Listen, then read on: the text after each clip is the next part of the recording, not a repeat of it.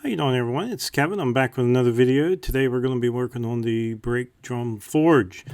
This is the forge that I use to forge basically everything I have. I've had it for a while, and when I first built this thing, I had this grate, and that grate was actually an old barbecue grill grate. It's something you'd see in the bottom of a barbecue grill, and we cut that in a circle. Well, the problem with that thing was the clinkers. The clinkers just kept building up and building up, and I couldn't get them broke. So I kind of did a narration to this video because I wanted to explain a couple things to this. Now, when I built that, it was a while back, and it's still working good today. But there is one little change. I probably wouldn't have made the clinker breaker so big, and I'll show you that here just in a minute.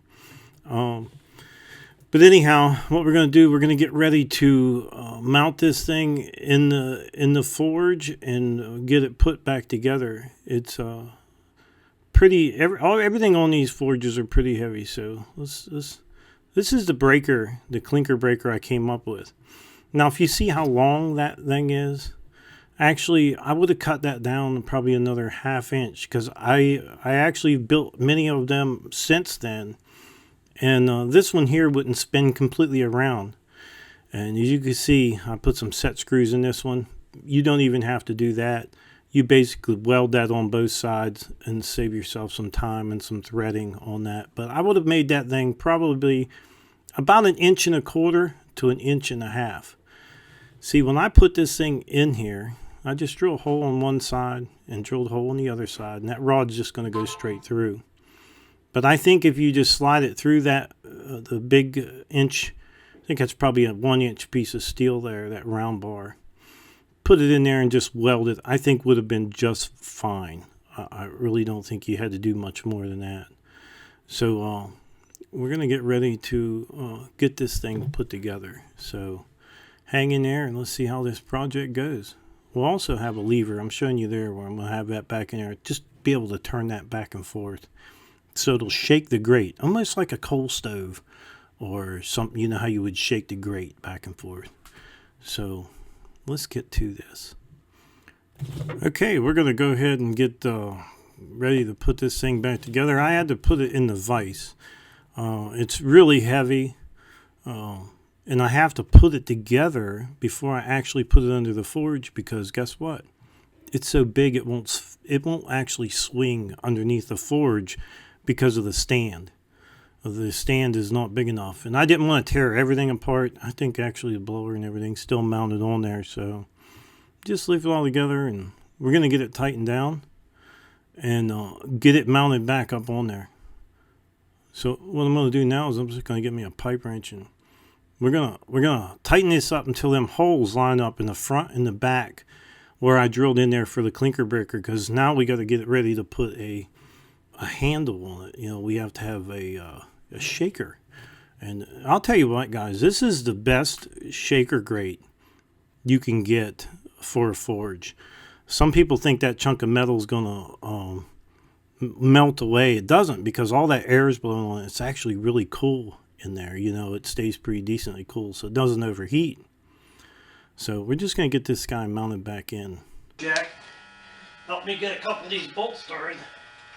Seems mighty heavy, I'll tell you. I'll get a couple of these started and let it hang there. Then we'll finish putting the rest of them in. Get lined up. They're always hard to put back together when you had them set up once and all your levers are set up in one. We'll just set that floor jack out of there. Okay, everyone, we got our rod here done for the shaker. It's going to be a little shaker handle here. I welded a washer on here, and I welded a little tip on here, just so I don't want this to go in and out. I want to try to keep that centered up in there as best I can. So I'll show you how it's going to go in there. Alright, now you can see the hole I drilled through the bottom of that. Right there's my brake drum.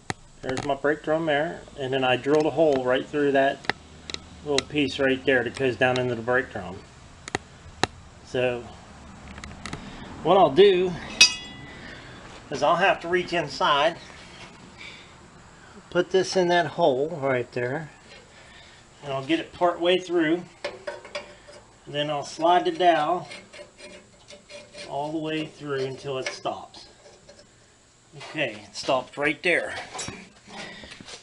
Now,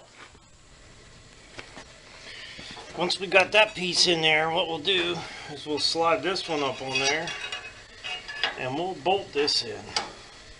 And then we'll be able to use this as our shaker grate, back and forth. So we'll get that, drill a couple holes through this thing. We got it squared up pretty good.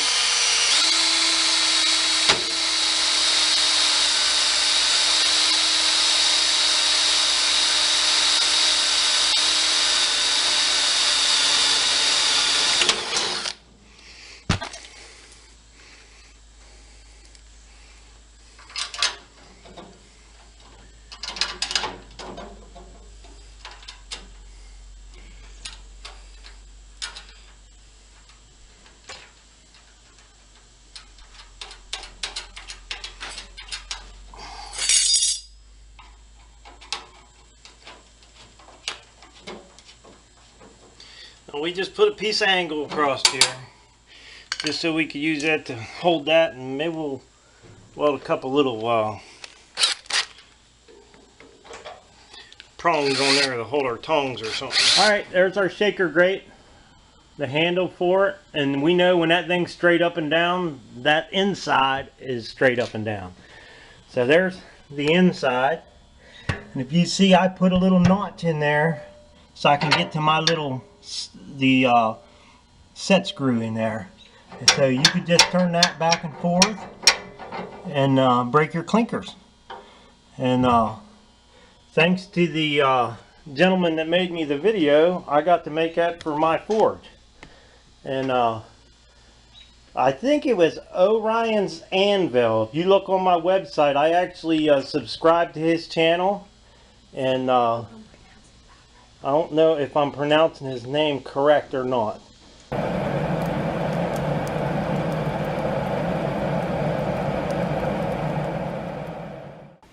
Well, that clinker breaker is probably the easiest grate you could get for a forge. And simple. Really, when I did that one, I put the pins in there, the little set screws and stuff like that. You ain't got to do that. I did it to mine. You don't have to do that. Just weld that thing in there. You could put it through there and weld both sides of it, and it's perfectly fine. Mine is still in there, and I've had it in there for years. It's worked very well for me, and I've built a lot more since that. I've built quite a few forges since that. But I like that little round piece of stock in the middle, that 1-inch round stock. I would have cut that a little bit smaller, because the ones I make today, I make them smaller so they actually can spin in there. And it seems like it breaks up the clinkers a lot better and lets them go down through into your ash pit. So it has been a good, and this is basically just an update video on that clinker breaker. It's definitely a good thing to have in your forge. And like I said, you're not out looking for a piece of cast iron. Everybody thinks you have to have cast iron in the bottom there. That mild steel's been in there for a long time, and I haven't had a bit of problem with it. So I would like to tell everybody thanks for watching my video. Don't forget to subscribe, leave me thumbs up, thumbs down, or a comment if you'd like. Till next time.